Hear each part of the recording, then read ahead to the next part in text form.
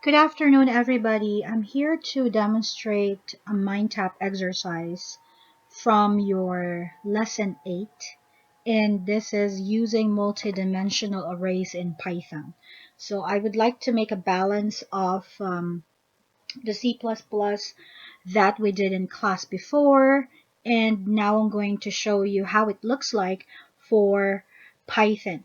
So this is daycare.py. I have also uploaded a possible solution for this exercise, but I would like to clarify a few things because there's such a typo in that solution. Um, I accidentally put a comment at the top that uses a C++ syntax, so forgive me for that. You can just remove that on the very first line. Um, that was the slash, by the way. So just remove that so that your file will be working through MindTap exercise. So this one, you would need to complete this exercise.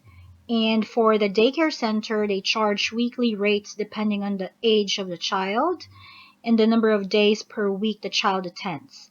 The program should allow the user to enter the age of the child and the number of days per week the child will be at the daycare center. So notice that there is also a table. Let me move that down.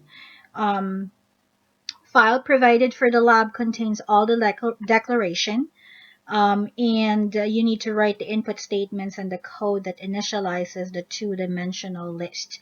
Determine the weekly rate and print the weekly rate for this one.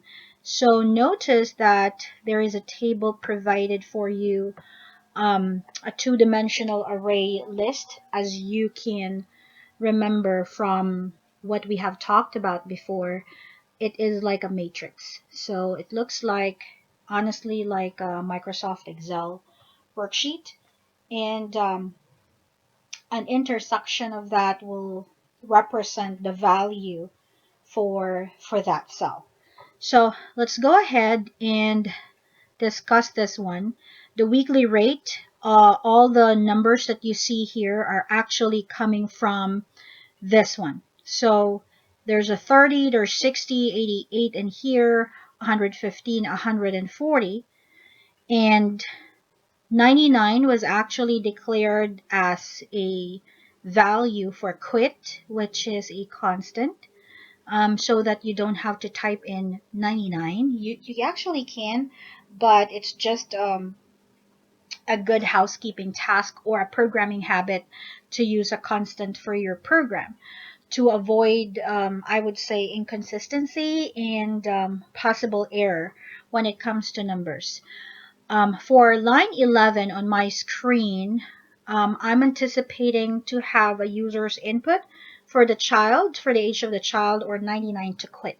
So we all know that 99 here is actually the sentinel value that if it's being entered, then it would definitely quit the program. So that's a whole number, and that will be stored on a variable age. So there is a loop in here from line 13 to line 20 that while the age is not equal to 99, so as long as it's not 99, it will ask you for the number of days, right? So the number of days will be on line 14.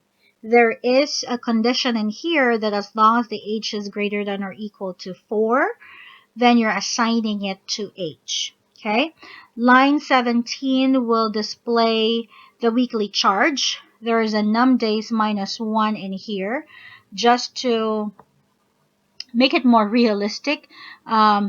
If you can remember for for the two-dimensional array or arrays in general, that it will be better to have this one as that starts with 1 instead of 0.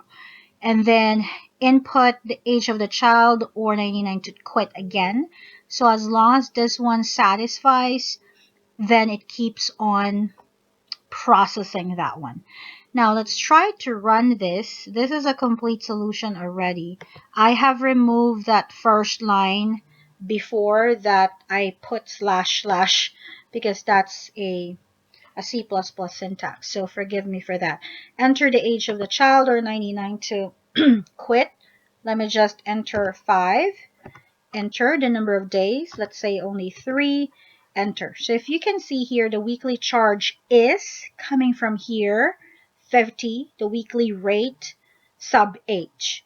So this one represents for the value because you're actually using that variable for the index itself. So remember, a two-dimensional array, you have your 2 indices for that. Enter the age of the child, or 99 to quit. So notice that on the right side of your screen shows you a continuous data entry as long as, let's say, your value is not equal to 99. Enter the number of days, let's say 4. Enter weekly charge is 89. So you can obviously check that one here on the matrix that is being provided. If I type 99 on this section, oops, enter, then it will reflect end of the program. Okay, I am going to run checks so that that green check mark will appear on the screen.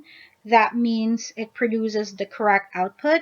Do not forget to click submit 100% and confirm.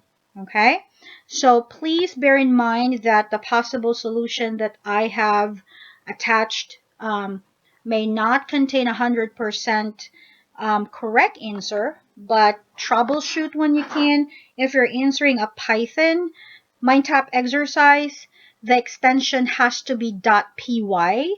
I saw some of you before that you were trying to run a program, but you are on a different sandbox. You open a C++ and you're putting on a syntax which is a Python. So I hope you have a great weekend. Please do not forget to click that confirm button so that it goes exactly to your gradebook. All right? I'll see you on the next video.